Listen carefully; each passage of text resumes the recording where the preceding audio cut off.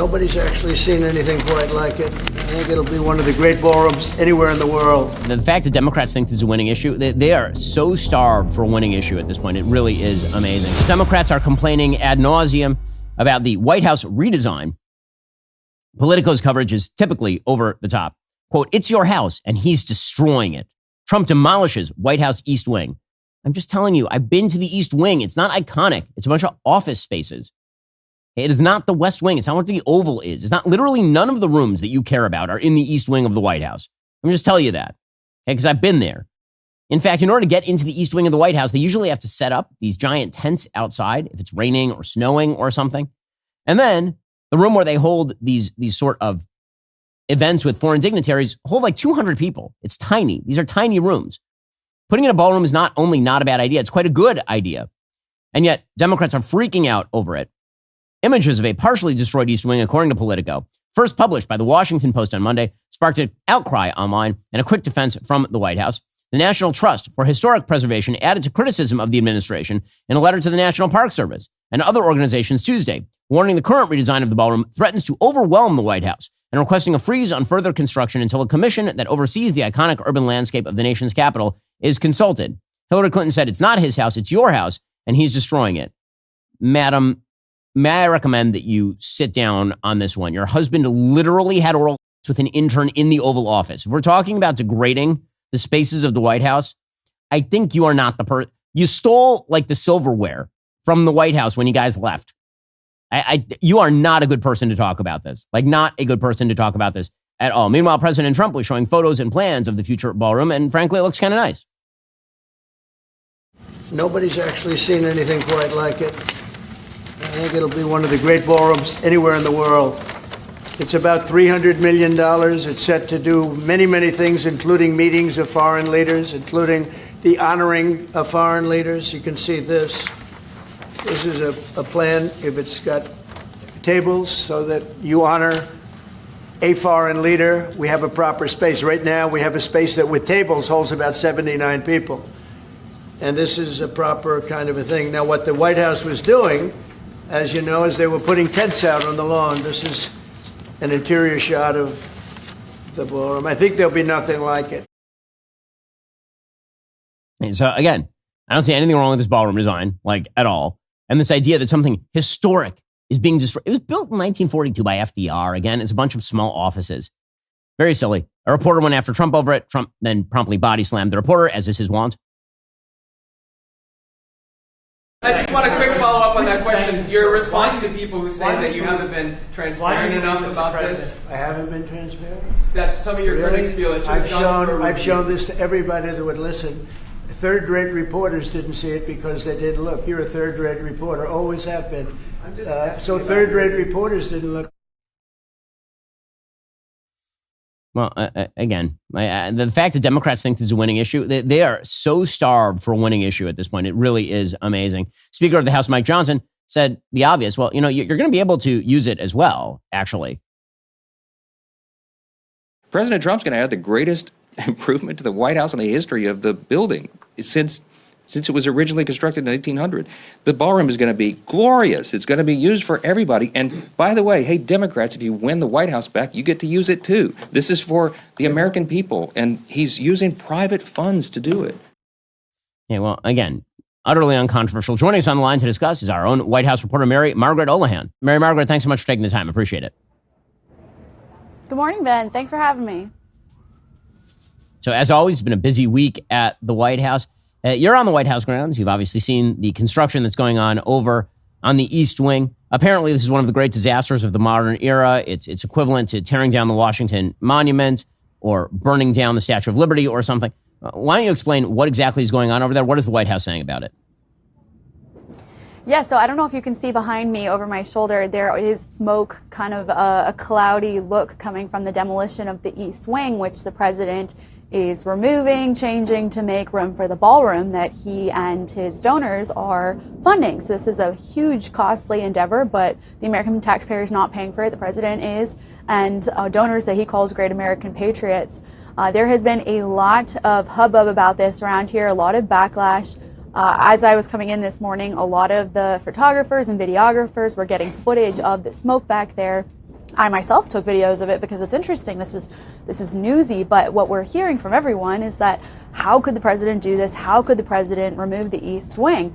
And there's a lot of history, Ben, of different presidents making renovations to the White House, from Teddy Roosevelt to Harry Truman. All of these presidents have made changes to the White House, but this one in particular seems to have raised the ire of a lot of the reporters around here, a lot of Democrats on Capitol Hill who do not want the president to do this. Now, Trump himself is saying that this is a gift to the American people. He's saying this is something that will be long lasting and that many generations of Americans and American presidents and their families and their guests can enjoy. And it does look beautiful. I was in the Oval Office last night. He had a mock presentation of this new renovation out on the table that all the reporters could look at, and he had all the plans with him, so he kind of whipped them out and showed them to us and said, well, I've been talking about this the whole time. I wanted to show this to anybody who would listen, and he showed us these pictures of what he wants the new ballroom to look like. Alex Pfeiffer, one of the president's former staffers, I saw him tweeting about this last night, how the president has always been putting these pictures out there. It's very clear that the East Wing wasn't there in the photos. In fact, the ballroom was. So a lot of the hubbub around here seems more noise than actual concerns for reality. And I think, as Josh Hawley said last night, the senator from Missouri, there's a lot of people who are upset about this that had no problem with pulling down monuments to history over the past several years. So another ruckus news cycle at the White House. There's a press briefing later today, and I'm sure we will hear about it there. But in the meantime, it's an interesting news cycle to follow, and I think we'll soon have a beautiful ballroom here on the White House grounds. I used to assume that restless sleep was inevitable. Night after night, tossing, turning, waking up with that aching back. I'd convinced myself that's how sleep was supposed to be, and then I tried Helix Sleep and everything changed. It's truly been transformative for my sleep quality. Now I easily fall asleep in minutes, even as the weather gets colder and current news stories demand my attention. I got the kids waking me up. What makes Helix different is they don't just sell you a random mattress. They actually match you with a mattress made just for your body and sleep style. You personalize everything else in your life. Why not the thing you're spending 8 hours a night on? Whether you're a side sleeper, back sleeper, somewhere in between, they've got you covered. They make it so simple to get your best night's sleep every single night. All you have to do is take their sleep quiz and get matched with a custom mattress based on your body type and sleep preferences. Trust me, when you find the right match, you'll wonder how you ever slept on anything else. I have that firm but breathable mattress, means I don't get back pain, means that I tend to heat up a lot when I sleep. I don't get that problem with Helix. Right now, Helix is offering a great sale. Visit helixsleep.com/Ben. Get 20% off site-wide. That's helixsleep.com/Ben for 20% off site-wide. Make sure you enter our show name after checkout so they know we sent you. Again, visit helixsleep.com/Ben for this exclusive offer. Mary Margaret, I think that most Americans, they don't understand kind of how the White House is laid out. They see these rooms, the interior of the rooms, they don't understand where they are in the building. So you've spent time in the East Wing. You actually typically have to walk through the East Wing in order to get into sort of the main part of the building, to get to the West Wing and all the rest of it. What is actually in the East Wing? Because I think people think that the Oval Office and some of the more famous rooms in the White House are in the East Wing of the White House. No, they're not. In fact, I'm standing right now on Pebble Beach, which is right outside the White House. The West Wing is where a lot of the offices of the comms team are. The main section of the White House is where a lot of these other important offices are, including the Oval Office, which is kind of, we go back to, it's a little hard to explain that, but you go through the White House and it's on the back, on the right, so it's not on the East Wing side of things.